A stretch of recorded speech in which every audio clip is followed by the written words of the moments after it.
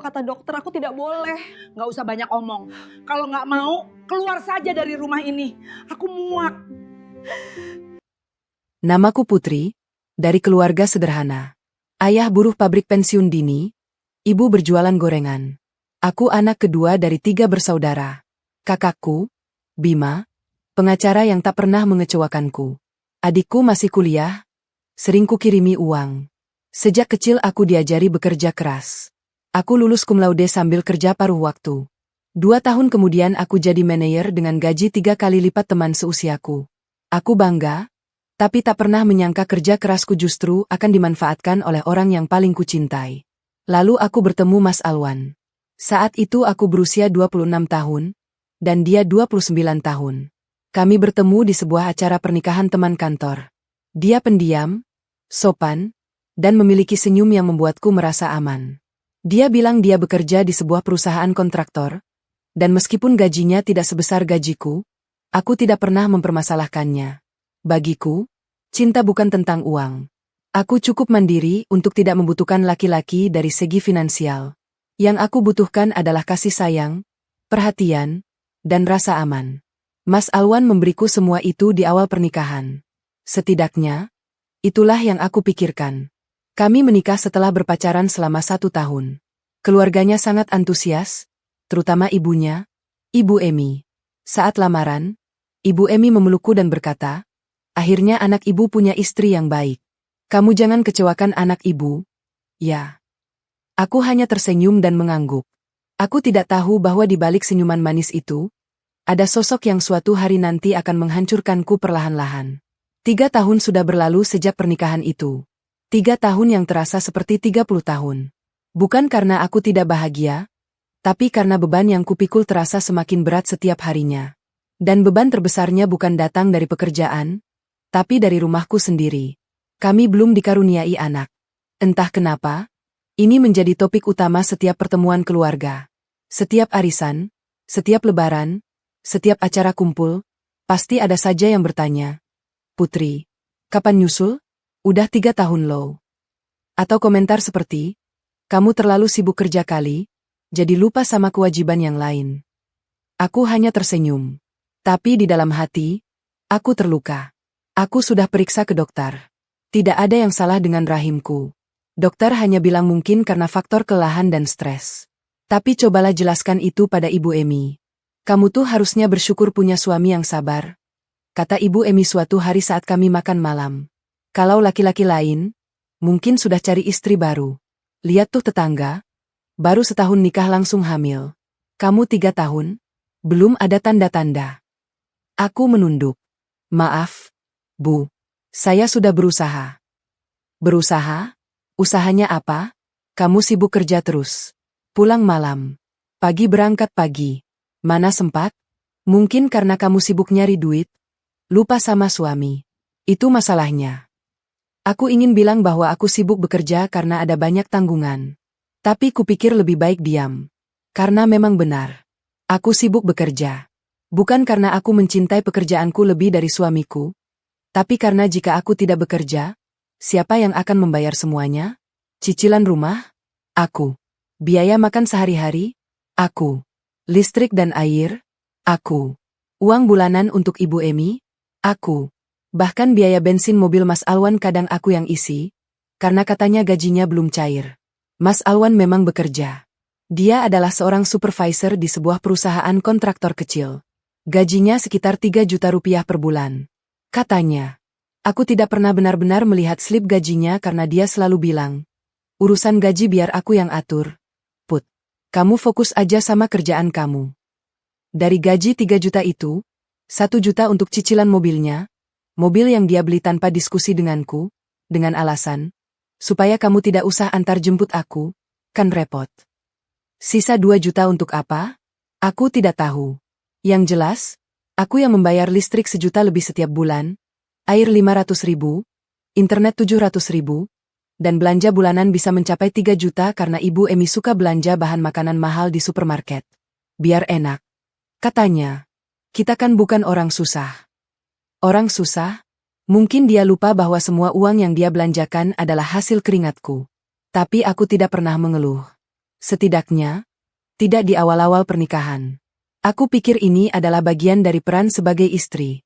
Aku pikir jika aku terus berusaha, kelak Mas Alwan akan naik jabatan, gajinya akan bertambah, dan kami bisa berbagi beban secara adil. Tapi kenaikan pangkat tidak kunjung datang. Sementara bebanku semakin berat. Apalagi setelah Ibu Emi pindah ke rumah kami. Awalnya dia bilang hanya akan tinggal sementara, karena rumahnya di kampung sedang direnovasi. Tapi renovasi itu sepertinya tidak pernah selesai. Setengah tahun berlalu, Ibu Emi masih di sana. Setahun, 2 tahun. Dan dia mulai bertingkah seperti nyonya rumah. Putri, kamu jangan malas-malasan. Cucian numpuk tuh. Masakan kamu asin lagi. Kamu sengaja ya mau bikin ibu sakit. Kenapa kamu gak belanja sayur yang segar-segar? Ibu kan suka sayur. Kamu pelit. Setiap hari ada saja komentarnya. Setiap hari ada saja kesalahanku di matanya. Dan setiap kali aku menatap Mas Alwan, berharap dia membelaku, dia hanya akan berkata, "Ya udah Bu, jangan dipikirin. Putri kan kerja capek." Capek? Dia bilang aku capek? Tapi dia tidak pernah menawarkan diri untuk membantu. Dia tidak pernah bilang pada ibunya untuk sedikit bersabar. Dia hanya diam. Diam dan berharap semuanya akan baik-baik saja tanpa dia harus bersusah payah. Aku mencintai Mas Alwan. Sungguh. Tapi cinta yang dulu terasa hangat kini mulai terasa seperti belenggu. Aku tidak tahu apakah aku bisa terus bertahan seperti ini. Tapi aku tidak punya pilihan. Aku sudah menikah. Aku sudah berkomitmen. Aku tidak bisa pulang ke rumah orang tuaku dan berkata bahwa aku gagal sebagai istri. Jadi aku bertahan. Aku tersenyum. Aku bekerja. Aku membayar semuanya. Dan aku berharap, suatu hari nanti, segalanya akan berubah. Aku tidak tahu bahwa perubahan yang datang bukanlah perubahan yang aku harapkan, melainkan badai yang akan menghancurkan sisa-sisa harapan yang masih tersisa. Kisah rumah ini bermula 2 tahun lalu. Waktu itu, aku sedang dalam masa-masa terbaik dalam karierku. Aku baru saja dipromosikan menjadi manajer senior dengan kenaikan gaji yang signifikan. Bonus tahunanku juga cukup besar. Aku merasa saatnya memiliki rumah sendiri. Bukan rumah kontrakan yang sempit dan berisik, tapi rumah yang benar-benar menjadi milikku. Aku sudah bosan pindah-pindah kontrakan setiap tahun. Aku sudah lelah mendengar tetangga di atas yang suka memukul-mukul lantai tengah malam, atau suara bising kendaraan di jalan depan kontrakan yang tidak pernah berhenti. Aku ingin rumah yang tenang, rumah yang aman, rumah yang bisa kuhias sesuai seleraku. Mas, bagaimana kalau kita beli rumah? Aku mengajukan pertanyaan itu suatu malam saat kami sedang makan malam berdua. Mas Alwan mengangkat alis. Beli rumah? Pakai uang apa? Put. Uang aku, Mas. Aku ada tabungan untuk DP. Cicilannya juga aku yang bayar nanti. Aku tidak bermaksud menyombongkan diri, tapi aku hanya realistis. Aku tahu Mas Alwan tidak akan bisa membantu cicilan rumah. Dan aku tidak masalah dengan itu. Bagiku, ini adalah investasi untuk masa depan kami berdua. Mas Alwan terdiam sejenak. Lalu dia berkata, "Kamu yakin, Put? Berat loh. Masa depan kan tidak pasti.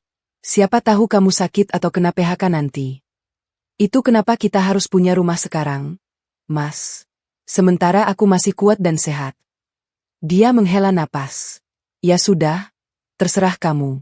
Tapi nanti kalau sudah punya rumah, Ibu bisa tinggal sama kita, kan?" Aku tersenyum. "Tentu, Mas. Rumah Ibu juga rumah aku." Aku tidak tahu bahwa kalimat itu akan menjadi bumerang bagiku di kemudian hari. Aku mulai mencari rumah. Aku survei ke sana kemari. Aku nego harga dengan agen properti. Aku mengurus KPR ke bank. Semuanya aku lakukan sendiri. Mas Alwan memang ikut kadang-kadang, tapi dia lebih banyak diam dan hanya mengangguk-angguk. Sampai akhirnya aku menemukan rumah yang sempurna. Sebuah rumah tipe 70 di perumahan yang cukup strategis. Dekat dengan pusat perbelanjaan, dekat dengan kantor, dan lingkungannya cukup tenang. Harganya 650 juta rupiah. Aku punya uang muka 200 juta rupiah dari tabungan dan bonusku. Sisanya akan dicicil selama 15 tahun. Hari itu kami datang ke notaris untuk menandatangani berkas. Aku sudah menyiapkan semua dokumen. Notaris, seorang perempuan parubaya yang ramah, mulai menjelaskan proses balik nama dan pembuatan sertifikat. "Baik, Bu Putri dan Pak Alwan. Untuk kepemilikan rumah ini, kami perlu menentukan nama yang akan tercantum di sertifikat. Apakah atas nama Bapak, Ibu, atau kedua-duanya? Aku hendak menjawab, atas nama kami berdua saja, Bu. Tapi sebelum mulutku sempat terbuka, Mas Alwan sudah lebih dulu bicara. Atas nama saya aja, Bu, katanya dengan nada santai. Seolah itu adalah hal yang paling wajar di dunia. Aku menoleh ke arahnya. Mas. Dia tidak menatapku. Dia terus berbicara pada notaris. Iya, atas nama saya saja. Biar gak jadi gunjingan tetangga. Nanti dikira istri yang kuasai suami. Malu saya. Notaris itu terdiam sejenak, lalu menatapku dengan alis sedikit terangkat. Dia jelas merasa ada yang aneh. Biasanya yang terjadi adalah sebaliknya. Istri yang minta rumah atas nama mereka berdua untuk alasan keamanan finansial. Bu Putri, bagaimana? Tanya notaris itu. Apakah ibu setuju? Aku terdiam. Hatiku berkecamuk. Ada suara kecil di kepalaku yang berkata, jangan, Put. Jangan setuju. Ini uangmu. Kamu yang akan bayar semuanya. Jangan biarkan namamu hilang dari aset yang kau beli dengan keringatmu sendiri. Tapi ada suara lain yang lebih keras. Suara yang bilang bahwa aku adalah istri yang baik, bahwa aku harus percaya pada suamiku, bahwa ini adalah bentuk penghormatan pada kepala keluarga. Ya sudah, kataku akhirnya. Atas nama Mas Alwan saja, Bu. Notaris itu menghela napas pelan. Baik, kalau ibu sudah yakin. Mas Alwan tersenyum. Dia meraih tanganku dan menekannya. Makasih, Put. Kamu memang istri yang pengertian. Aku tersenyum balik, meskipun di dalam hatiku ada rasa ganjal yang tidak bisa kujelaskan. Saat itu aku mengira itu hanya kegugupan biasa. Sekarang aku tahu, itu adalah firasat. Selama 15 menit berikutnya, Mas Alwan menandatangani berbagai dokumen dengan tangan yang sedikit gemetar. Aku melihatnya dan berpikir mungkin dia gugup karena ini adalah pertama kalinya dia memiliki aset sebesar itu. Tapi setelahnya, aku sadar, tangannya gemetar bukan karena gugup, tapi karena dia tahu bahwa dia melakukan sesuatu yang tidak adil padaku. Dia tahu bahwa suatu hari nanti aku akan menyesal. Tapi dia tetap melakukannya. Saat kami keluar dari kantor notaris, langit sore berwarna jingga. Mas Alwan meraih tanganku lagi. Sekarang kita punya rumah, Put. Rumah kita. Rumah kita, ulangku. Tapi kata-kata itu terasa hambar di mulutku. Karena di dalam hati, aku tahu, rumah itu bukan rumahku. Bukan secara hukum. Bukan di atas kertas. Dan di negeri ini, kertas lebih berkuasa daripada keringat dan air mata. Aku tidak tahu bahwa 2 tahun kemudian, aku akan berdiri di depan rumah yang sama dengan tubuh penuh penyakit, diusir oleh ibu mertuaku, sementara suamiku diam membatu. Aku tidak tahu bahwa rumah yang aku bayar dengan uangku sendiri akan menjadi senjata yang digunakan untuk melukaku. Aku tidak tahu bahwa secari kertas dengan nama Mas Alwan akan hampir menghancurkan hidupku. Tapi Tuhan itu adil. Dan kakakku, Bima, adalah pengacara yang sangat baik. Rumah itu akhirnya kembali padaku. Tapi perjalanan untuk mendapatkannya kembali hampir merenggut nyawaku. Dan sampai hari ini, setiap kali aku melewati kantor notaris itu, aku masih ingat betapa bodohnya aku saat itu. Aku berjanji pada diriku sendiri, tidak akan pernah lagi. Tidak akan pernah lagi aku menyerahkan hakku hanya karena aku ingin dianggap sebagai istri yang baik. Karena menjadi baik tidak berarti menjadi bodoh. Dan menjadi istri tidak berarti kehilangan dirimu sendiri. Hari itu adalah hari Selasa. Aku ingat karena hari Selasa selalu menjadi hari paling sibuk bagiku. Rapat dengan klien, presentasi laporan keuangan, dan tenggat waktu proyek yang jatuh pada hari Rabu. Seperti biasa, aku datang ke kantor pukul 6:30 pagi, 1 jam lebih awal dari jam masuk resmi. Aku ingin menyelesaikan laporan sebelum rapat dimulai. Tapi tubuhku terasa aneh sejak aku bangun tidur. Malam sebelumnya, aku hanya tidur sekitar 3 jam. Bukan karena aku tidak mau tidur, tapi karena badanku terasa panas dingin. Aku menggigil meskipun selimut tebal menutupi seluruh tubuhku. Aku batuk-batuk kecil, dan ada rasa sakit di dadaku yang tidak biasa. Aku bangun beberapa kali untuk ke kamar mandi, dan setiap kali aku melihat ke cermin, wajahku terlihat pucat. Lebih pucat dari biasanya. Kamu gak apa-apa, Put? Mas Alwan bertanya sambil setengah tidur saat aku merangkak kembali ke ranjang pada pukul 3 pagi. Aku panas sedikit. Mas, mungkin masuk angin. Ya udah istirahat. Jangan masuk kerja. Aku tersenyum getir dalam gelap. Istirahat? Tidak ada istirahat untukku. Jika aku tidak masuk kerja, siapa yang akan menyelesaikan laporan itu? Siapa yang akan memimpin rapat? Dan yang lebih penting, siapa yang akan membayar tagihan bulan ini jika aku tidak bekerja? Besok aku paksakan dulu, Mas. Nanti kalau sudah parah baru izin. Mas Alwan tidak menjawab.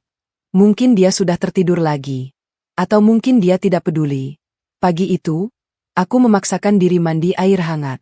Aku menyetrika blazer kesayanganku, merapikan rambut, memakai sedikit bedak agar wajahku tidak terlihat terlalu pucat.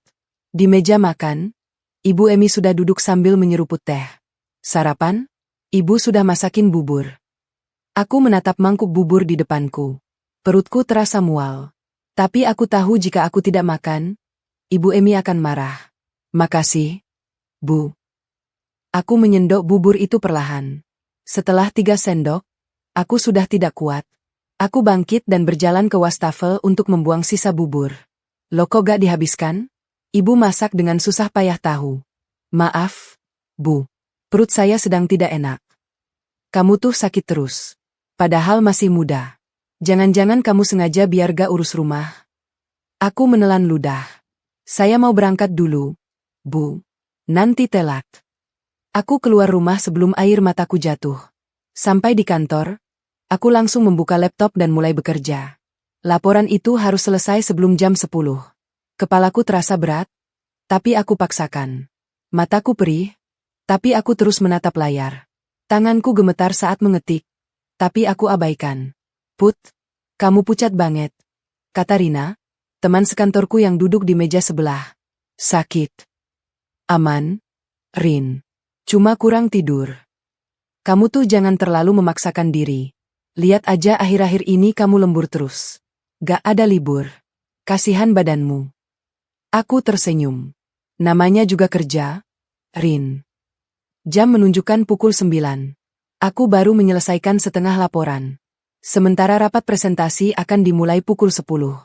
Aku harus cepat. Tapi tiba-tiba, pandanganku buram. Awalnya aku kira hanya karena terlalu lama menatap layar. Aku mengucek mataku, tapi buramnya tidak hilang. Malah semakin parah. Kepalaku berputar. Aku merasakan mual yang luar biasa. Keringat dingin mengucur di sekujur tubuhku. Put, kamu baik-baik saja? Suara Rina terdengar seperti dari jauh. Aku mencoba menjawab. Aku pusing. Lalu semuanya gelap. Aku tidak ingat apa yang terjadi setelah itu. Yang aku tahu, aku terbaring di tempat tidur rumah sakit. Tangan kiriku terpasang infus, dan ada alat monitor yang berbunyi pelan di sampingku. Bau antiseptik menyengat hidungku. Danisa, sahabatku sejak SMA, duduk di samping ranjangku. Matanya merah sembab, wajahnya pucat, tangannya menggenggam erat tanganku. Kamu pingsan di kantor, bisiknya terbata. Dokter bilang kamu kena leukemia, Put. Kanker darah. Aku tertawa. Tidak percaya. Tapi perlahan senyumku menghilang saat melihat matanya yang jujur. Leukemia? Bisikku. Danisa mengangguk. Aku harus istirahat total. Tidak boleh kerja, stres, atau capek. Namun pikiranku langsung melompat pada cicilan rumah, tagihan listrik, uang belanja, uang bulanan Ibu Emi. Gimana bayar semuanya kalau aku tidak kerja? Bisikku, mata terasa panas. Danisa memelukku. Kesehatanmu yang utama. Dokter datang dan menjelaskan bahwa penyakitku masih stadium awal. Bisa diobati, tapi aku harus berhenti bekerja setidaknya 6 bulan. Setelah dokter pergi, aku membuka ponsel. Ada 20 pesan dari kantor, 5 panggilan tak terjawab dari Mas Alwan, dan 3 dari Ibu Emi. Pesan dari suamiku berbunyi. Kamu di mana? Ibu marah karena kamu tidak masak. Aku tidak membalas. Aku menghubungi HRD kantorku dan mengajukan resign. Aku tahu ini gila. Di saat orang lain berjuang mempertahankan pekerjaan, aku justru mengundurkan diri. Tapi aku tidak punya pilihan. Dokter bilang aku harus istirahat total. Dan di kantorku, tidak ada istirahat total. Yang ada hanya target, lembur, dan tekanan. HRD terkejut. Bu Putri, Apa tidak bisa diambil cuti panjang dulu? Tidak bisa, Pak. Kondisi saya membutuhkan waktu lama. Apa Ibu yakin? Aku yakin. Aku tidak yakin. Tapi apa pilihanku? Aku pulang ke rumah dengan pesangon yang lumayan. Cukup untuk biaya hidup beberapa bulan. Tapi tidak cukup untuk biaya pengobatan yang mahal. Aku pasrah. Aku akan memikirkan nanti. Yang penting sekarang, aku harus sembuh. Aku tidak tahu bahwa pulang ke rumah justru akan membuatku semakin sakit. Aku pulang ke rumah pada hari Jumat sore. Matahari masih terik, tapi aku menggigil di dalam mobil. Tubuhku lemas, tanganku sulit memegang setir. Beberapa kali aku hampir menabrak pembatas jalan, tapi aku paksakan diriku untuk tetap fokus. Sesampainya di rumah, aku melihat Ibu Emi sedang duduk di teras sambil mengipas-ngipas dirinya dengan kipas bambu. Begitu melihat mobilku masuk, dia berdiri dan berjalan ke arahku dengan wajah cemberut. Kamu dari mana aja? 2 hari gak pulang. Masa gak ada yang masak? Ibu makan mie instan terus. Aku membuka pintu mobil dengan susah payah. Maaf, Bu. Saya di rumah sakit. Rumah sakit? Sakit apa? Jangan-jangan cuma masuk angin terus dibawa ke rumah sakit. Buang-buang uang. Aku menghela napas. Aku terlalu lelah untuk berdebat. Saya masuk dulu, Bu. Aku berjalan perlahan menuju kamar. Setiap langkah terasa seperti mengangkat beban puluhan kilo. Tubuhku bergetar. Aku hampir terjatuh di lorong, tapi aku bersandar di dinding sebentar sebelum akhirnya mencapai kamar. Mas Alwan sedang tidur di ranjang. Jam menunjukkan pukul 4 sore. Dia tidur. Mas, panggilku pelan. Dia membuka mata. Kamu pulang? Dengar-dengar kamu pingsan. Leukemia? Mas? Kataku langsung. Aku tidak punya energi untuk berbasa-basi. Dokter bilang aku kena kanker darah. Aku harus resign dari kantor. Mas Alwan duduk. Matanya membesar. Leukemia? Serius? Dia terdiam. Lalu dia berkata, terus gimana biaya berobatnya? Aku tidak percaya dengan telingaku. Bukan, kamu baik-baik saja? Atau, aku akan jagain kamu. Tapi, gimana biaya berobatnya? Aku punya pesangon, Mas. Cukup untuk sementara. Pesangon berapa? Tidak usah dibahas sekarang, Mas. Aku capek. Aku berbaring di ranjang. Aku ingin menangis, tapi air mataku tidak keluar. Mungkin karena tubuhku sudah terlalu kering oleh demam dan kelelahan. Hari-hari berikutnya adalah neraka. Aku kira dengan resign, aku bisa beristirahat dengan tenang. Aku kira Mas Alwan akan menjagaku. Aku kira Ibu Emi akan mengerti. Aku salah. Semuanya salah. Setiap pagi, Ibu Emi membangunkanku pukul 4:30. Bukan untuk sarapan atau minum obat, tapi untuk membersihkan rumah. Bangun, Putri.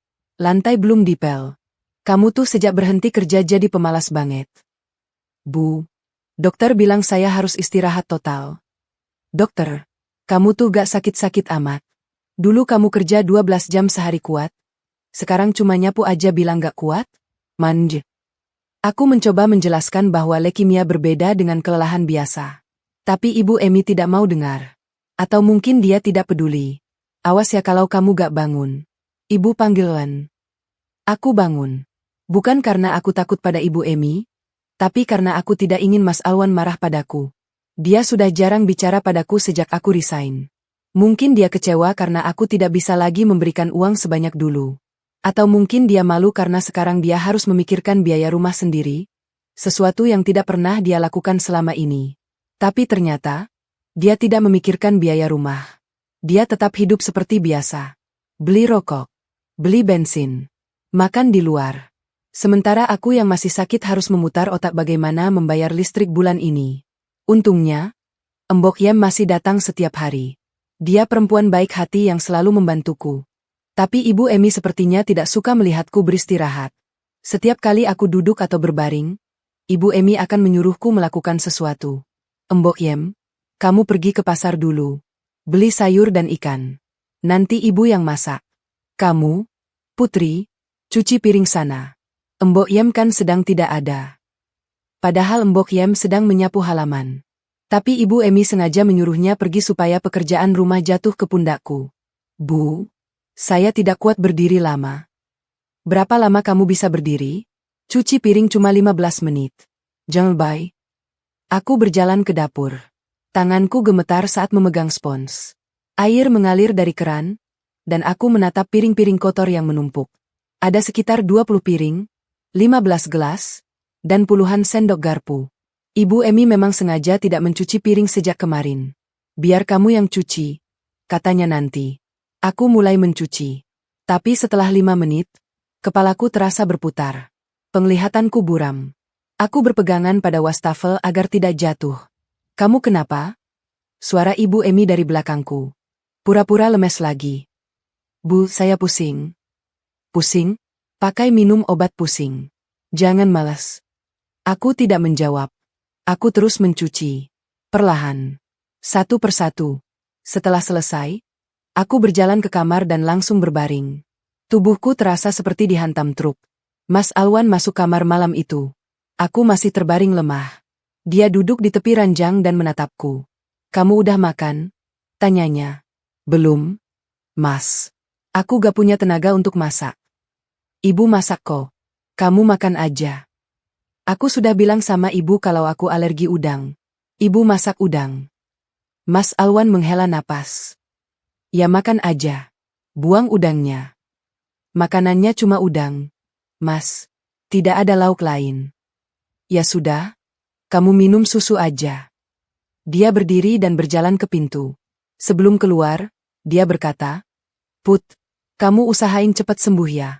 Ibu mulai komplain soal biaya bulanan. Aku kan gak punya uang lebih.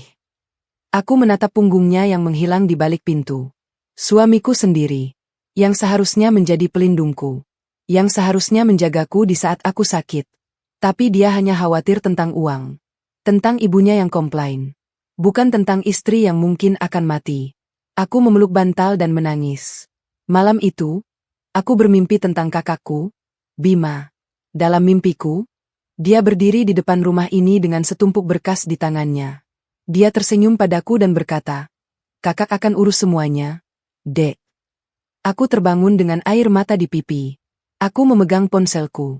Jari-jariku bergetar saat membuka kontak kakakku. Tapi aku belum menghubunginya. Aku masih malu. Aku belum siap mengaku bahwa pernikahanku gagal. Bahwa laki-laki yang kupilih tidak pernah menjadi suami yang pantas. Bahwa aku selama ini dibodohi. Aku masih berharap segalanya akan membaik. Tapi Tuhan punya rencana lain. Dan rencananya tidak selalu lembut. Kadang dia menghancurkanmu dulu sepenuhnya, baru kemudian membangunmu kembali dari nol. Dan kehancuran itu datang lebih cepat dari yang aku duga. Hari-hariku di rumah setelah resign bukanlah masa istirahat yang aku bayangkan. Rumah yang seharusnya menjadi tempatku memulihkan diri justru berubah menjadi medan perang setiap hari. Dan senjata Ibu Emi bukanlah pisau atau benda tajam, melainkan kata-kata. Kata-kata yang setiap hari menusuk perlahan, dan setiap tusukan meninggalkan luka yang tidak terlihat tetapi terasa sangat dalam.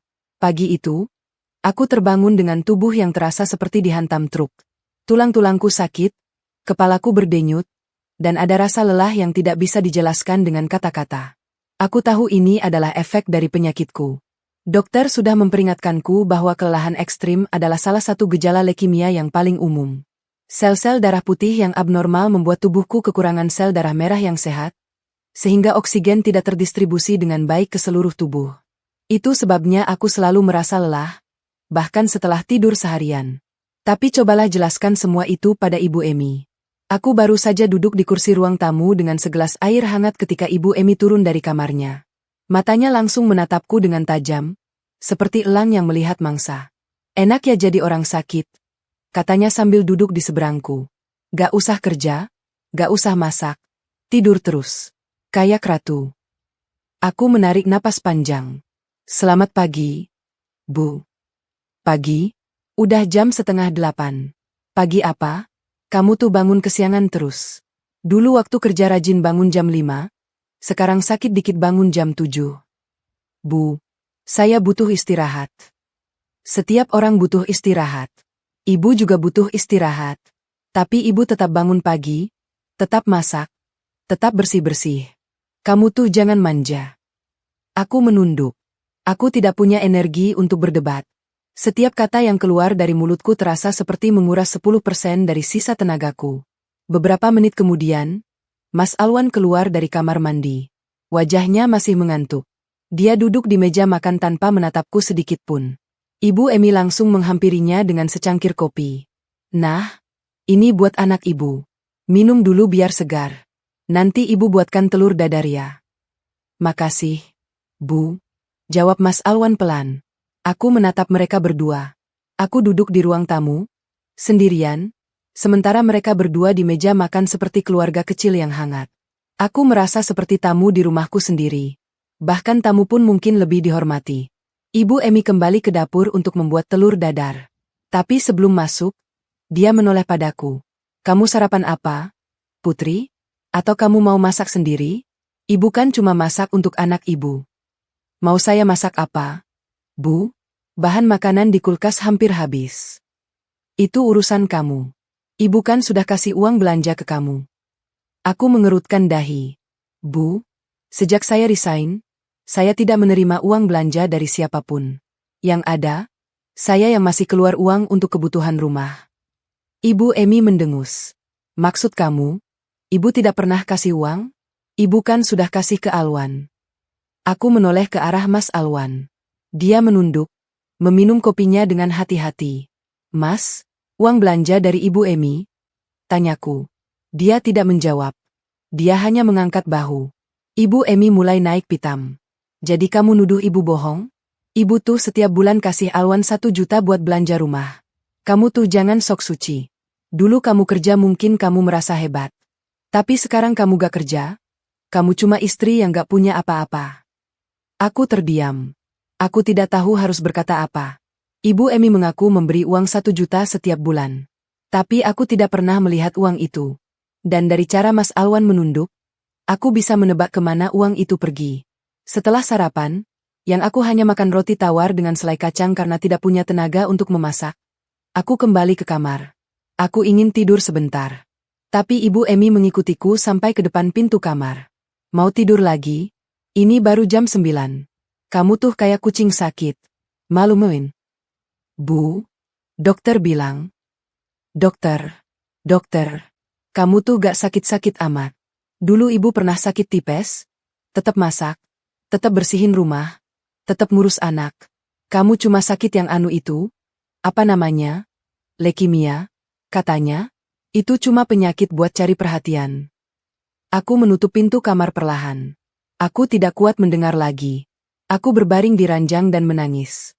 Tangis yang pelan, tertahan, karena aku tidak ingin mereka mendengarnya dan menjadikannya bahan sindiran berikutnya. Siang harinya, aku mendengar suara televisi dari ruang tamu. Ibu Emi sedang menonton sinetron. Aku keluar kamar untuk mengambil air minum. Di dapur, aku melihat Mbok Yem sedang mencuci beras. Mbok, nanti masaknya pakai santan sedikit ya. Perut saya sedang tidak enak. Mbok Yem mengangguk. Iya, Bu. Mbok paham. Tapi sebelum Mbok Yem sempat menyalakan kompor, Ibu Emi sudah berdiri di pintu dapur. Mbok, jangan pakai santan. Ibu suka bersantan. Masak untuk ibu, bukan untuk orang sakit. Tapi Bu Putri minta. Ibu yang bayar Mbok, atau Bu Putri? Mbok Yem terdiam. Aku tahu dia digaji olehku. Tapi dia tidak berani melawan Ibu Emi. Aku juga tidak menyalahkannya. Dia hanya pembantu yang tidak punya kuasa apapun di rumah ini. Aku memasak untuk diriku sendiri. Sayur bening dengan sedikit tempe goreng. Tanganku gemetar saat memegang pisau. Aku hampir memotong jariku 2 kali. Tapi aku tetap melanjutkan. Aku harus makan. Aku harus tetap hidup. Saat makan siang, Ibu Emi duduk di meja makan dengan seporsi sayur lodeh bersantan yang sangat kental. Dia makan dengan lahap sambil sesekali melirik ke arahku. Enak ya sayur lodeh bersantan, katanya dengan nada menyindir. Tapi sayang, ada orang yang gak bisa makan enak karena sakit. Mungkin itu akibat dari dosa-dosanya. Aku tidak menjawab. Aku terus menyuap sayur beningku yang tawar. Kamu tahu, Putri, lanjut Ibu Emi sambil mengunyah. Dulu ibu punya tetangga yang sakit leukemia juga. Dia meninggal setelah setahun. Katanya karena dia durhaka sama mertua. Jadi ingat-ingat ya. Aku berhenti mengunyah. Aku menatap Ibu Emi. Matanya dingin, tidak ada sedikit pun rasa kasihan. Bu, apakah saya pernah durhaka kepada ibu? Ibu Emi tertawa kecil. Belum tahu nanti. Yang jelas, anak ibu sampai sekarang belum diberi keturunan. Biasanya itu tanda-tanda ada yang salah dalam pernikahan.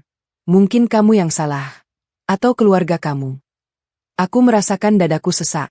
Bukan karena sakit, tapi karena marah.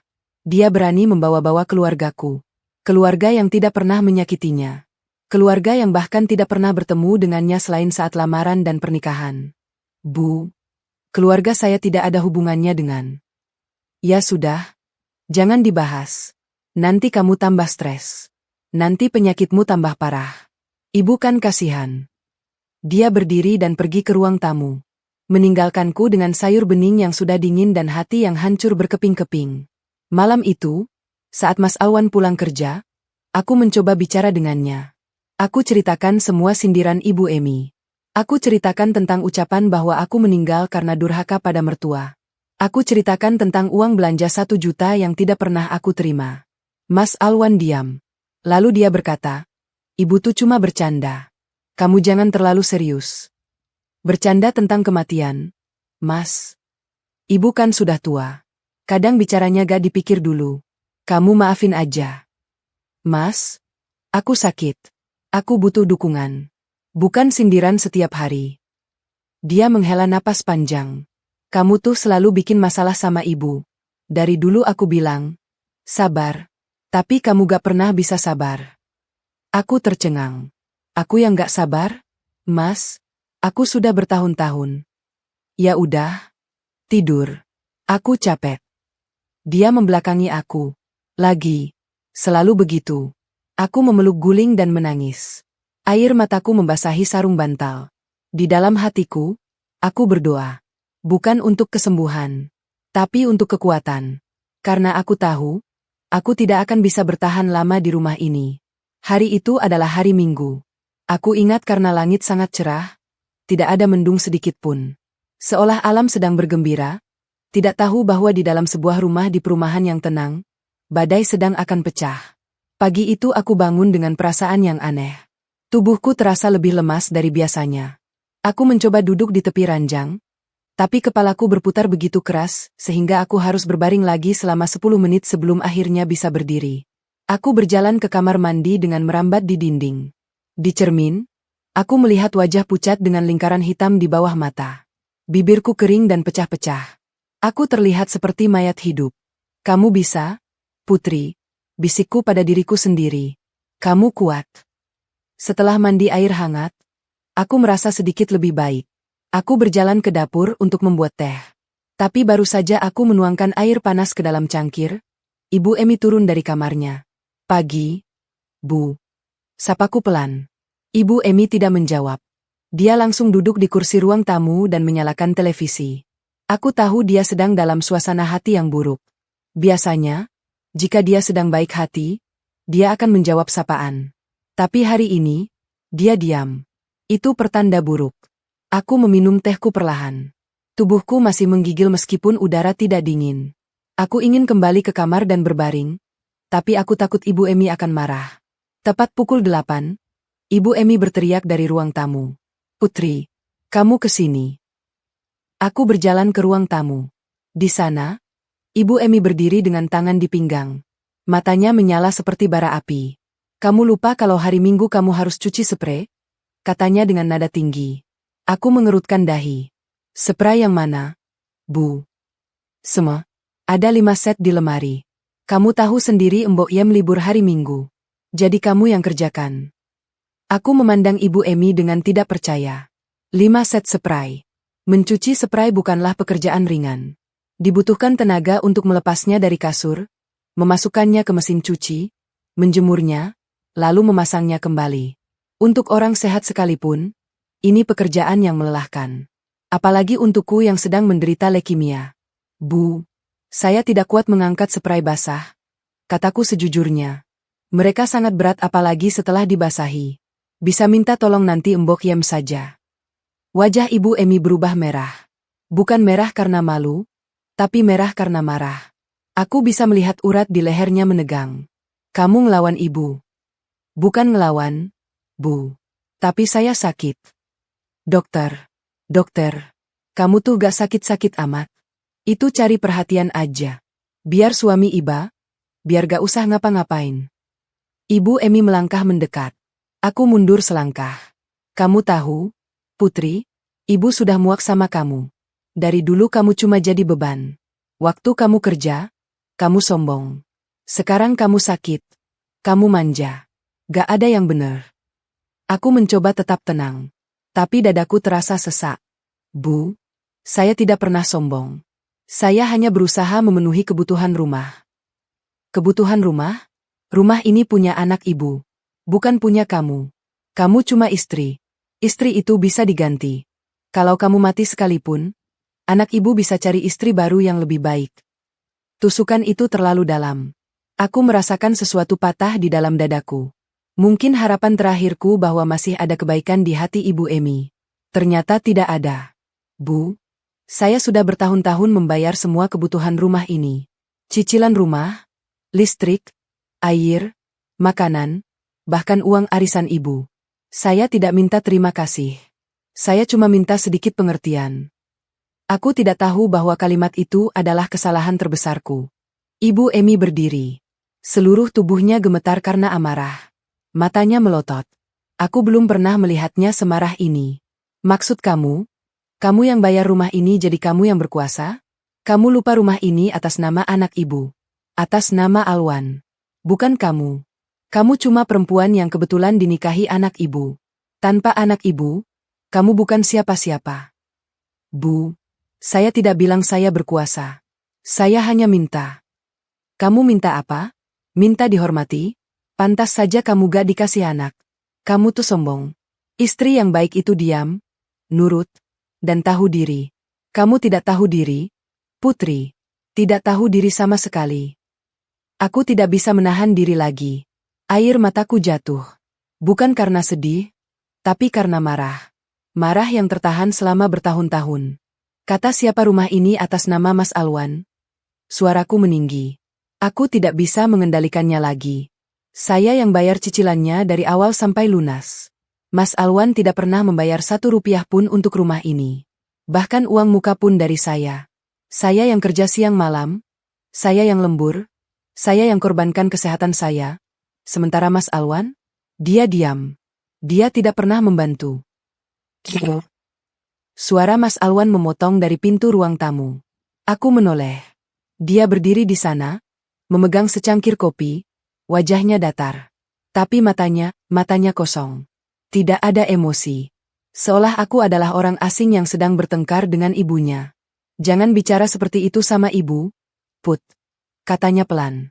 Suaranya tidak tinggi, tapi tegas. Mas, aku cuma... Kamu sakit-sakitan ini memang buat kamu jadi sensitif. Ibu cuma minta tolong cuci spray. Itu kerjaan ringan. Kamu aja yang cari-cari masalah. Aku tercengang. Aku menatap Mas Alwan, berharap dia bercanda. Tapi tidak. Wajahnya serius. Dia benar-benar serius. Mas, dokter bilang aku tidak boleh. Sudahlah. Jangan bawa-bawa dokter terus. Setiap hari dengar kamu bilang, kata dokter. Kata dokter. Aku capek. Ibu Emi tersenyum puas. Dia melipat tangannya di dada. Tuh, anak ibu baik. Dia tahu siapa yang benar. Dia tahu mana istri yang baik dan mana yang tidak. Dia menatapku dengan dingin. Lalu dia berkata kalimat yang akan kuingat seumur hidupku. Gak usah banyak gaya. Kalau gak betah, keluar aja dari rumah ini. Pergi. Ibu gak mau lihat mukamu lagi. Aku menatap Mas Alwan. Mata kami bertemu. Aku berharap, aku benar-benar berharap, dia akan berkata sesuatu. Apapun. Bahwa ini rumahku juga. Bahwa aku sakit dan butuh perlindungan. Bahwa ibunya keterlaluan. Tapi dia hanya menyesap kopinya. Lalu dia berkata, ya udah kalau kamu gak betah, pergi dulu aja. Biar tenang. Pergi dulu aja. Biar tenang. Aku tidak percaya. Aku benar-benar tidak percaya. Mas, kamu serius? Bisikku. Suaraku hancur. Dia tidak menjawab.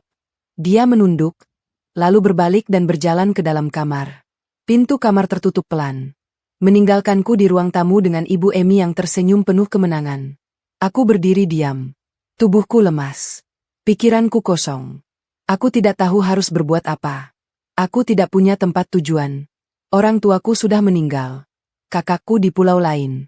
Dan satu-satunya orang yang kukira akan melindungiku justru menutup pintu di depanku. Masih di situ? Ayo cepat, ambil barang-barang kamu. Ibu Emi mendorong pelan punggungku ke arah kamar. Dengan langkah yang terhuyung, aku masuk ke kamar. Mas Alwan duduk di tepi ranjang. Dia tidak menatapku. Aku mengambil kopernya, koper yang dulu kami beli bersama untuk bulan madu, dan mulai memasukkan pakaianku. Mas Alwan melihatku, tapi tidak berkata apa-apa. Aku berhenti sejenak. Mas, aku sakit. Hujan di luar. Kamu tega. Dia memalingkan wajah. Ikutin kata ibu aja dulu. Nanti kalau sudah tenang, kamu balik lagi. Itu jawabannya. Jawaban yang menghancurkan sisa-sisa cinta yang masih tersisa di hatiku. Aku menutup koper. Aku mengambil tas kecil berisi obat-obatku. Aku berjalan ke pintu. Aku berhenti di ambang pintu dan menatap suamiku untuk terakhir kalinya. Selamat tinggal, Mas. Dia tidak menjawab. Aku keluar rumah. Langit gelap. Hujan mulai turun. Aku tidak peduli. Aku berjalan ke mobilku dengan koper di tangan. Aku tidak menoleh ke belakang. Aku tidak ingin melihat Ibu Emi yang pasti sudah berdiri di teras dengan senyum puasnya. Aku menyalakan mesin. Tubuhku basah kuyup. Aku menggigil hebat. Tapi aku tetap menyetir. Aku tidak tahu kemana. Yang aku tahu, aku tidak bisa tinggal di rumah itu 1 menit pun lagi. Rumah yang aku bayar dengan darah, keringat, dan air mata. Rumah yang mengusirku di saat aku paling membutuhkan tempat berteduh. Di tengah hujan, di dalam mobil yang melaju tanpa tujuan, aku menangis. Aku menangis untuk pertama kalinya tanpa berusaha menyembunyikannya. Aku menangis untuk semua tahun yang aku korbankan. Aku menangis untuk cinta yang ternyata tidak pernah benar-benar ada. Dan di tengah tangisku, aku ingat satu nama. Danisa. Aku mengambil ponselku. Jari-jariku basah dan gemetar, tapi aku berhasil menekan nomor Danisa. Put. Nisa, aku diusir. Diam sejenak. Lalu suara Danisa berubah panik. Kamu di mana? Aku di jalan. Aku mau ke apartemen kamu. Ya sudah. Hati-hati. Aku tunggu. Aku mematikan panggilan. Hujan semakin deras. Tapi aku tidak lagi merasa dingin. Mungkin karena hatiku sudah mati rasa. Mobilku melaju perlahan di tengah hujan yang semakin deras. Air mata terus mengalir membasahi pipiku, bercampur dengan air hujan yang masih membasahi rambut dan bajuku. Aku tidak ingat bagaimana caraku bisa sampai di apartemen Danisa. Yang aku ingat, aku memarkir mobil di depan gerbang, lalu tubuhku lemas tidak bisa bergerak. Aku hanya duduk di balik setir, menatap kosong ke arah apartemen yang samar-samar terlihat di balik tirai hujan. Pintu mobilku terbuka. Danisa berdiri di sampingku dengan payung di tangannya. Wajahnya panik. Matanya membesar melihat kondisiku yang basah kuyup, pucat, dan gemetar hebat. Putri, kamu nangis? Kamu basah kuyup. Ayo cepat masuk ke apartemenku. Danisa meraih tanganku dan menarikku perlahan. Aku hampir terjatuh saat keluar dari mobil, tapi Danisa sigap menahan pinggangku. Aku bawain kopermu nanti. Sekarang kamu masuk dulu. Kamu kedinginan. Danisa menggandengku menuju lift. Aku tidak bicara sepatah kata pun. Mulutku terasa terkunci. Yang keluar dari tenggorokanku hanya isakan kecil yang tertahan. Beberapa penghuni apartemen yang melihat kami melongo, tapi aku tidak peduli.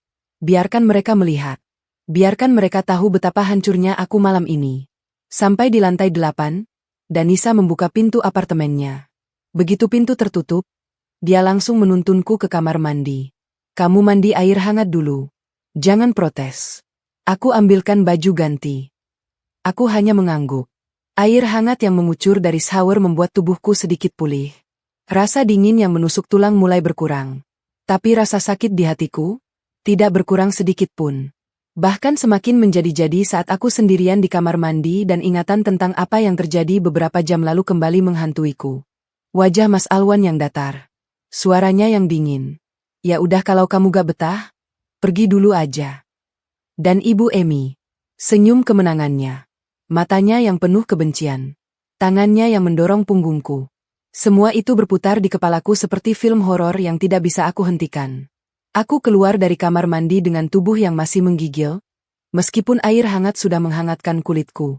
Danisa sudah menyiapkan teh jahe hangat dan selimut tebal di sofa. Duduk. Minum ini dulu. Aku duduk.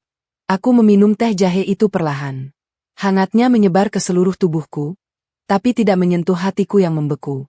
Sekarang cerita, kata Danisa. Dia duduk di sampingku, memegang tanganku. Ceritakan semuanya dari awal. Aku menarik napas panjang. Lalu aku ceritakan. Tentang Ibu Emi yang menyuruhku mencuci 5 set spray. Tentang sindiran bahwa aku beban. Tentang Mas Alwan yang diam. Tentang usiranku. Tentang hujan. Tentang semuanya. Danisa tidak menyela. Dia hanya mendengarkan.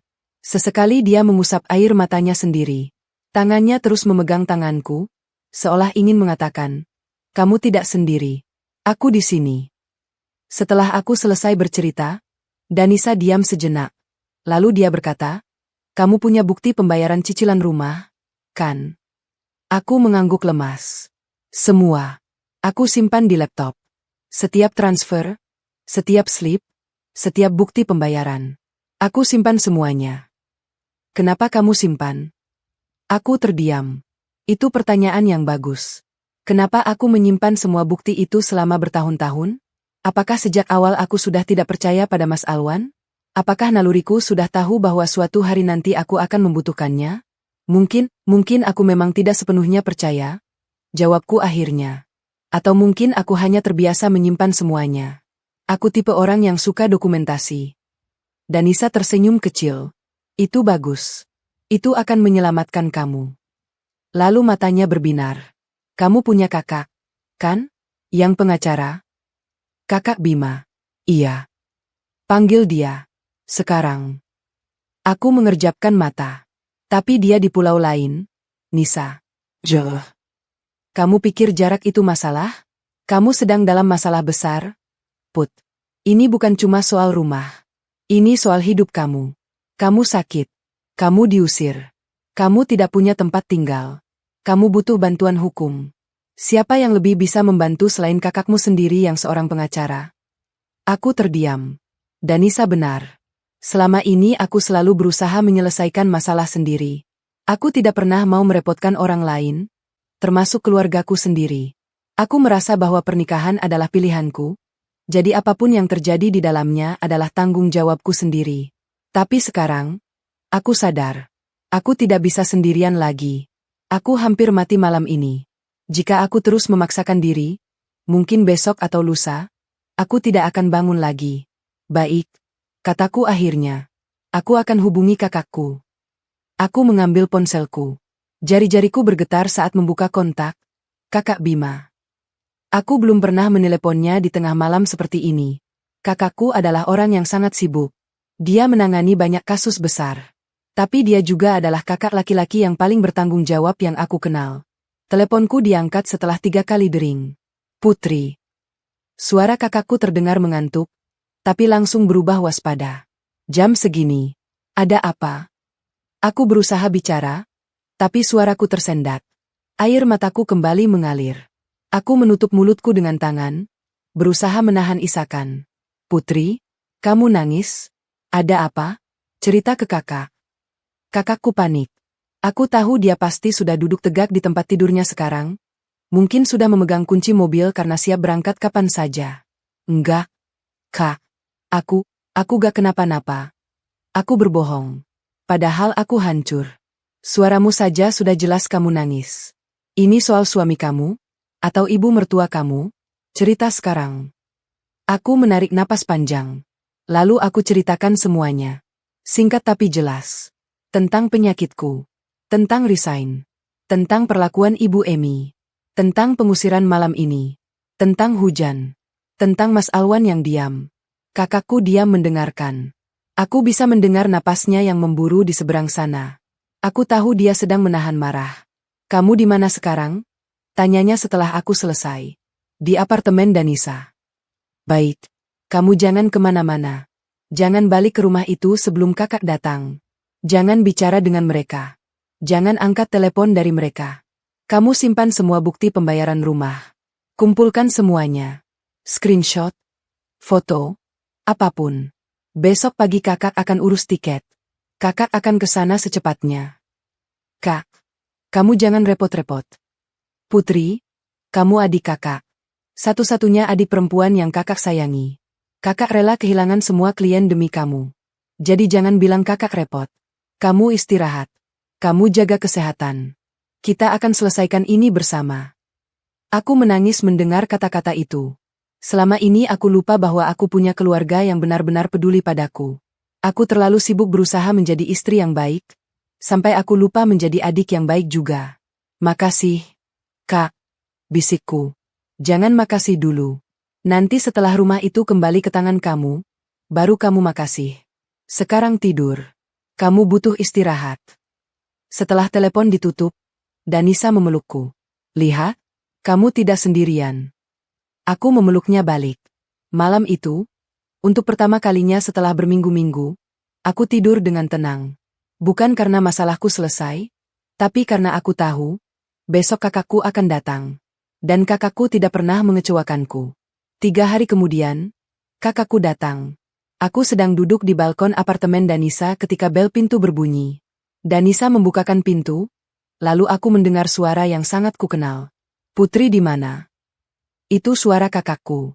Suara laki-laki yang tegas dan penuh wewenang. Suara yang dulu membuatku takut saat aku kecil, tapi kini menjadi suara yang paling aku rindukan. Aku berdiri dan berjalan ke ruang tamu. Di sana, berdiri kakakku, Bima. Dia tidak sendiri. Ada seorang laki-laki lain di sampingnya, mungkin rekan kerjanya. Tapi aku tidak mempedulikan orang itu. Mataku hanya tertuju pada kakakku. Dan aku terkejut. Kakakku terlihat berbeda dari terakhir kali aku melihatnya setahun yang lalu. Rambutnya lebih pendek, tubuhnya lebih berisi, dan wajahnya terlihat lebih tua. Mungkin karena beban pekerjaannya. Atau mungkin karena kekhawatirannya padaku. Tapi yang paling membuatku terkejut adalah matanya. Matanya merah. Apakah dia menangis di pesawat? Kakakku, laki-laki yang tidak pernah menangis sejak ayah kita meninggal? Kak? Bisikku. Kakakku tidak menjawab. Dia langsung berjalan ke arahku dan memelukku. Pelukan yang kuat. Pelukan yang membuatku merasa aman untuk pertama kalinya dalam waktu yang sangat lama. Kamu kurus, katanya. Suaranya bergetar. Kamu pucat. Kamu sakit-sakitan. Lihatlah kamu, Putri. Kamu seperti tidak makan berminggu-minggu. Aku ingin tertawa. Memang benar. Aku tidak makan dengan baik sejak diusir. Tapi bukan karena tidak ada makanan. Tapi karena setiap kali aku melihat makanan. Aku ingat Ibu Emi yang melarangku makan masakannya. Aku ingat Mas Alwan yang tidak pernah mengambilkan aku makanan meskipun aku terbaring lemas. Kakak bawa siapa? Kak? Tanyaku sambil melepaskan pelukan. Ini Hendra, rekan kakak. Dia notaris. Kita butuh saksi ahli untuk kasus ini. Kakakku langsung mengambil alih. Itulah Bima yang aku kenal. Tidak ada basa-basi. Tidak ada waktu terbuang. Langsung ke inti masalah. Kamu sudah kumpulkan semua bukti. Aku mengangguk. Aku sudah menghabiskan 2 hari terakhir untuk mengumpulkan semua dokumen. Bukti transfer cicilan rumah setiap bulan selama 15 tahun. Bukti pembayaran uang muka. Bukti pembayaran listrik, air, internet. Bukti pembelian mobil. Semuanya. Aku mencetaknya dalam 3 rangkap dan menyimpannya dalam map besar. Kakakku mengambil map itu dan membacanya satu persatu. Matanya bergerak cepat. Aku bisa melihat otaknya bekerja. Dia adalah pengacara yang ulung. Dia tahu persis dokumen mana yang penting dan mana yang hanya pelengkap. Rumah ini lunas kapan? Tanyanya. Setahun yang lalu. Kak. Aku melunasi lebih awal karena dapat bonus besar dari kantor. Dan sampai sekarang sertifikat masih atas nama Alwan. Iya. Kakakku menghela napas. Dia menatapku dengan tatapan yang sulit kujelaskan. Campuran antara kasihan, marah, dan kecewa. Kenapa kamu bisa setuju? Put, kamu yang bayar semuanya, tapi namamu tidak tercantum dimanapun. Aku menunduk. Aku percaya sama Mas Alwan, Kak. Aku pikir dia kepala keluarga. Aku pikir, Aku pikir itu hal yang benar. Kakakku menggeleng. Itu bukan hal yang benar. Itu hal yang bodoh. Maaf kakak bicara kasar. Tapi ini penting. Kamu harus belajar dari kesalahan ini. Aku mengangguk. Kakakku benar. Aku bodoh. Aku terlalu percaya. Aku terlalu ingin menjadi istri yang baik, sampai aku lupa melindungi diriku sendiri. Tapi kita masih bisa memperbaikinya, lanjut kakakku.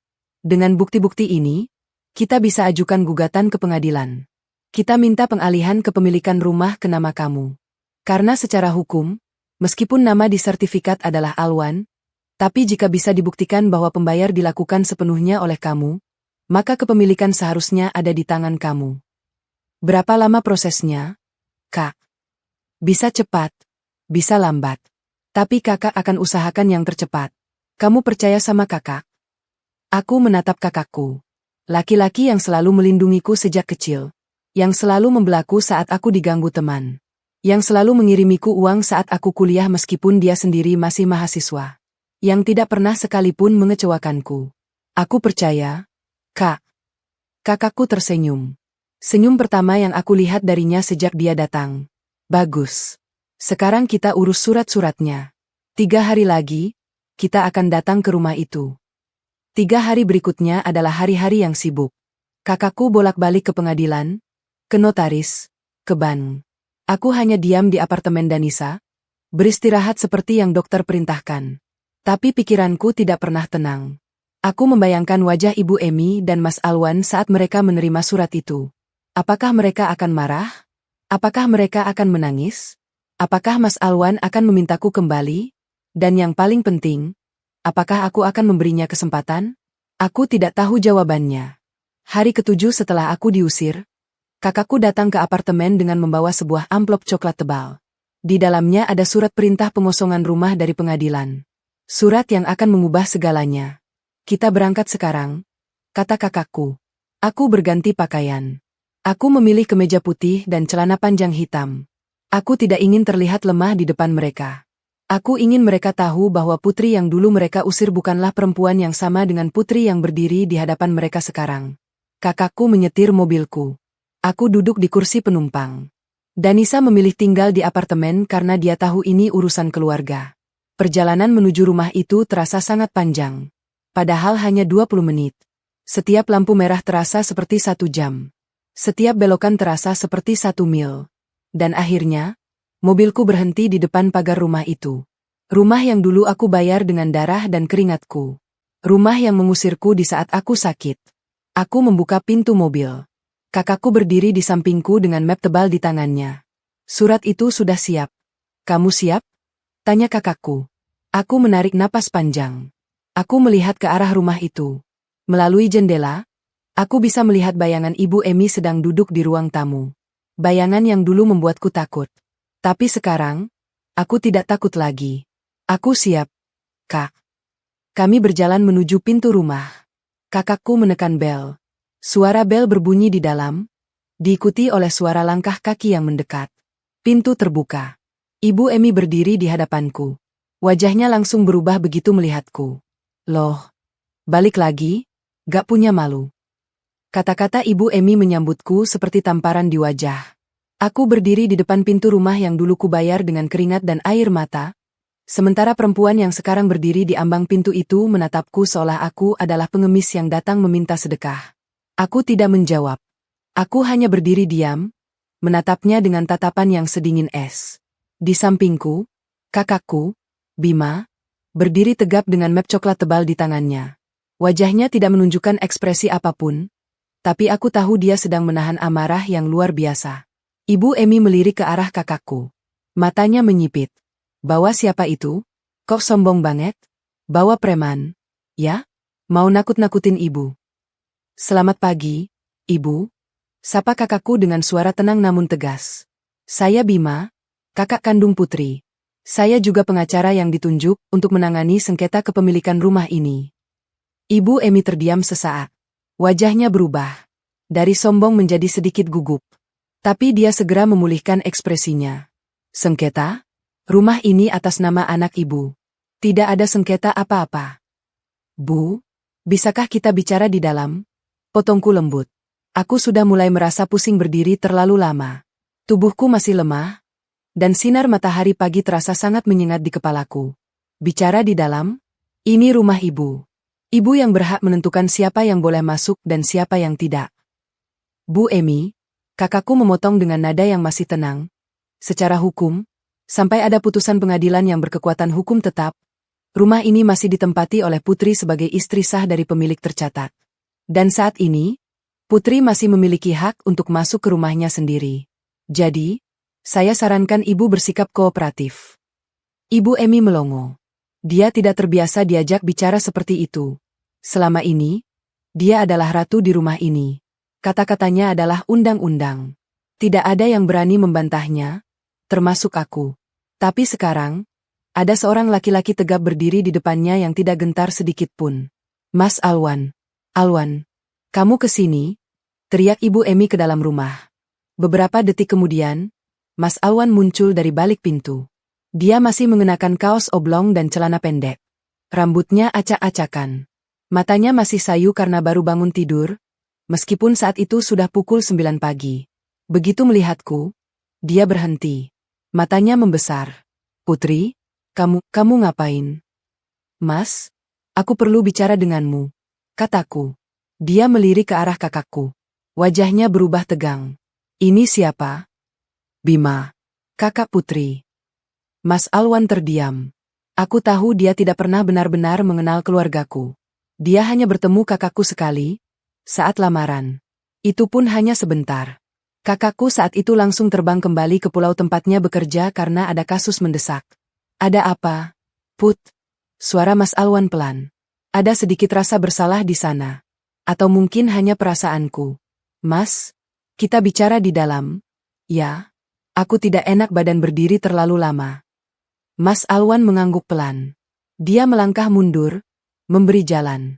Ibu Emi mendengus kesal tapi dia juga mundur ke dalam. Aku melangkah masuk ke rumah yang dulu menjadi istanaku, tapi kini terasa seperti istana asing. Rumah itu masih sama. Sofa yang aku pilih sendiri masih di tempat yang sama. Rak buku yang aku beli dari toko favoritku masih berdiri di sudut ruangan. Tirai yang aku jahit sendiri dengan susah payah masih terpasang rapi di jendela. Tapi semuanya terasa berbeda. Rumah ini tidak lagi terasa seperti rumahku. Aku duduk di kursi ruang tamu. Kakakku duduk di sampingku. Mas Alwan duduk di seberang, sementara Ibu Emi berdiri di sampingnya dengan tangan terlipat di dada. Jadi, apa yang mau kamu bicarakan? Tanya Mas Alwan. Suaranya datar. Aku tidak bisa membaca apa yang dia rasakan. Kakakku membuka map coklat di tangannya. Dia mengeluarkan setumpuk kertas dan meletakkannya di meja. Ini adalah bukti-bukti transfer pembayaran cicilan rumah dari rekening Putri ke rekening bank untuk KPR selama 15 tahun. Kata kakakku. Ini juga bukti pembayaran uang muka rumah sebesar 200 juta rupiah yang juga berasal dari rekening Putri. Ini bukti pembayaran listrik, air, TBB, dan biaya perawatan rumah lainnya selama rumah ini berdiri. Semuanya atas nama Putri sebagai pembayar. Mas Alwan menatap tumpukan kertas itu. Wajahnya pucat. Apa maksudmu? Tanyanya. Maksud saya, Pak Alwan, secara hukum, meskipun sertifikat rumah ini atas nama Bapak, tapi bukti-bukti ini menunjukkan bahwa seluruh pembayaran dilakukan oleh Putri. Ini adalah kasus sengketa kepemilikan aset dalam perkawinan. Dan kami akan mengajukan gugatan ke pengadilan untuk memindahkan kepemilikan rumah ini ke nama Putri. Apa? Ibu Emi melompat. Matanya melotot. Kamu mau ambil rumah anak ibu? Kurang ajar. Bu Emi, tolong jangan meninggikan suara, kata kakakku tenang. Ini bukan soal mengambil. Ini soal mengembalikan hak kepada yang berhak. Putri yang membayar rumah ini dari awal hingga lunas. Putri yang bekerja siang malam untuk melunasi cicilan. Sementara anak ibu, Pak Alwan, tidak pernah menyumbang 1 rupiah pun untuk rumah ini. Bahkan untuk listrik dan air pun Putri yang bayar. Tapi rumah ini atas nama Alwan. Ibu Emi berteriak. Di sertifikat ada nama anak ibu. Itu bukti sah. Sertifikat memang bukti sah, Bu.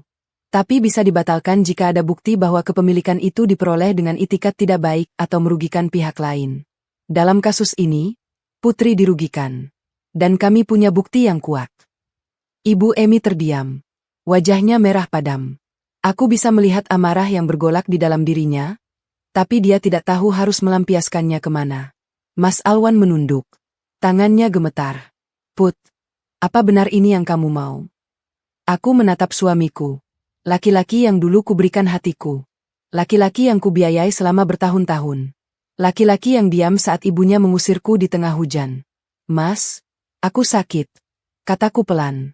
Aku mungkin tidak punya waktu lama. Tapi selama aku masih hidup, aku ingin keadilan. Rumah ini adalah hasil keringatku. Bukan Mas Alwan punya. Bukan Ibu Emi punya. Ini milikku. Dan aku akan mengambilnya kembali. Kamu egois. Ibu Emi berteriak lagi. Kamu sakit-sakitan begini masih mikirin harta. Gak takut mati. Bu Emi, kakakku memotong dengan suara yang sedikit meninggi.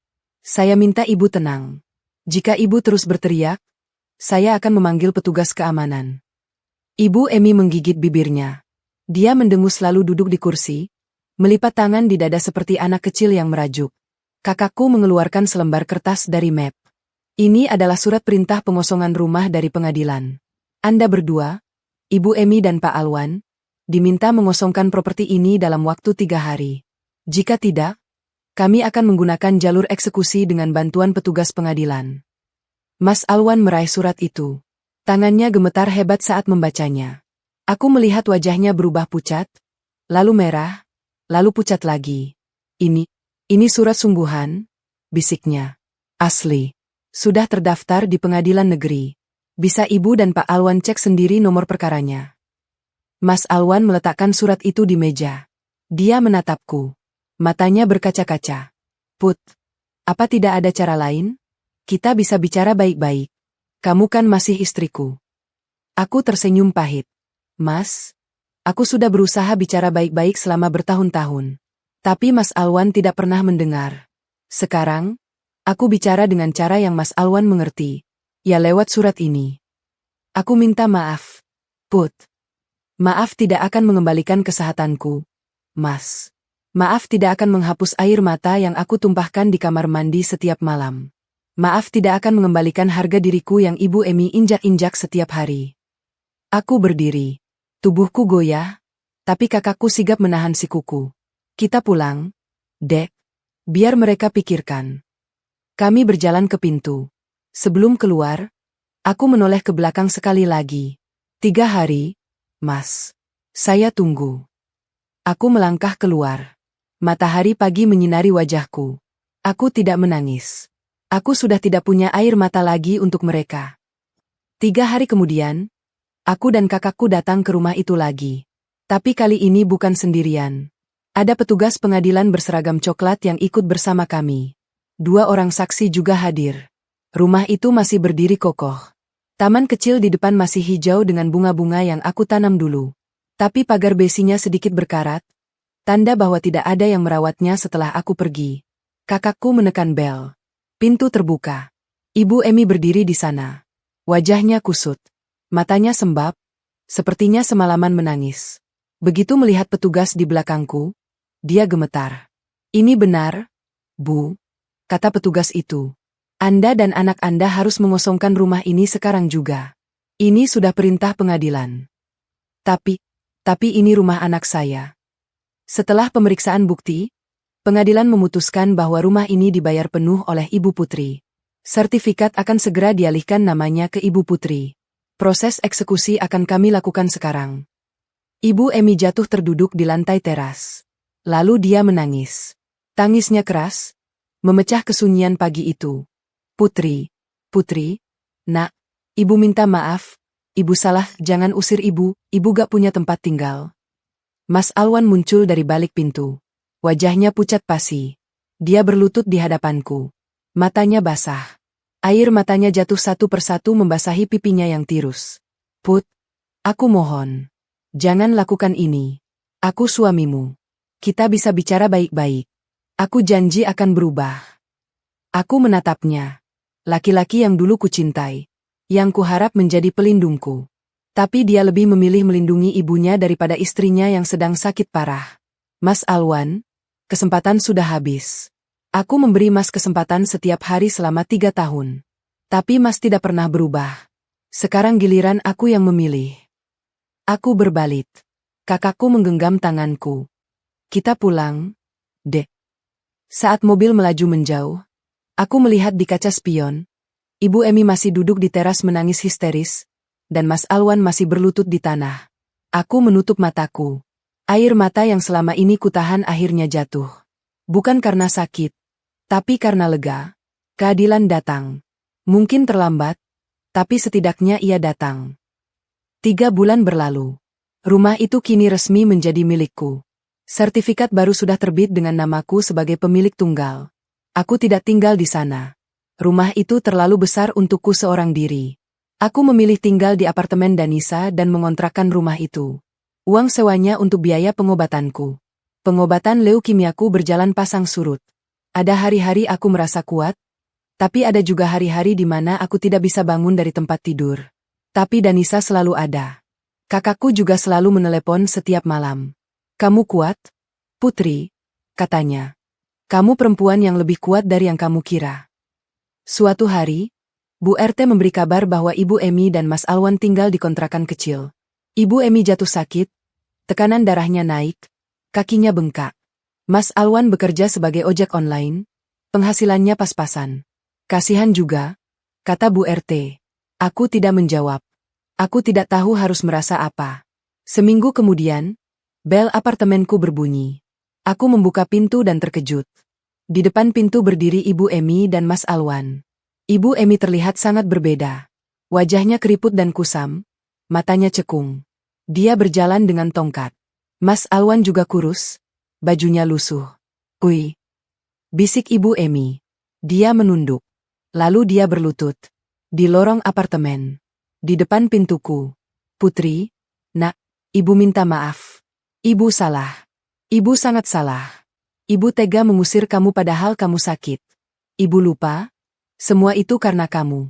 Kamu yang bekerja. Kamu yang membayar semuanya. Ibu sangat menyesal. Mas Alwan juga berlutut. Put, aku minta maaf. Aku suami yang tidak berguna. Aku tidak pernah melindungimu. Aku tega melihatmu pergi di tengah hujan. Aku malu. Aku tidak pantas jadi suamimu. Hatiku bergetar. Bukan karena cinta masih tersisa, tapi karena aku melihat 2 manusia yang hancur di depanku. Manusia yang dulu sombong dan berkuasa, kini berlutut memohon maaf. Bu Emi, saya sudah memaafkan Ibu dari jauh-jauh hari, kataku. Ibu Emi mendongak. Matanya berkaca-kaca. Saya memaafkan Ibu. Bukan karena Ibu pantas dimaafkan, tapi karena saya tidak ingin membawa kebencian di hati saya. Tapi memaafkan tidak berarti semuanya bisa kembali seperti dulu. Aku menatap Mas Alwan. Mas, saya sudah memaafkan Mas. Tapi pernikahan kita sudah selesai. Surat cerai akan saya kirim minggu depan. Mas Alwan menunduk. Bahunya bergetar. Dia tidak mengatakan apapun. Mungkin dia tahu, tidak ada lagi yang bisa diperbaiki. Aku berlutut di depan Ibu Emi dan memegang tangannya. Bu Emi, saya maafkan Ibu. Sekarang pulang dan istirahat. Jaga kesehatan. Ibu Emi menangis lebih keras. Dia memelukku. Aku membiarkannya. 1 tahun kemudian. Aku masih hidup. Leukemiaku dalam masa remisi. Aku membuka toko kue online dari rumah kontrakanku. Danisa masih sahabat terbaikku. Kakakku Bima masih setia menelepon setiap malam. Aku Putri. Bukan lagi istri Mas Alwan. Bukan lagi menantu Ibu Emi. Aku hanya Putri. Perempuan yang pernah jatuh, tapi memilih bangkit. Perempuan yang pernah sakit, tapi memilih terus hidup. Perempuan yang kehilangan segalanya, tapi menemukan dirinya kembali. Dan itu sudah cukup. Tamat.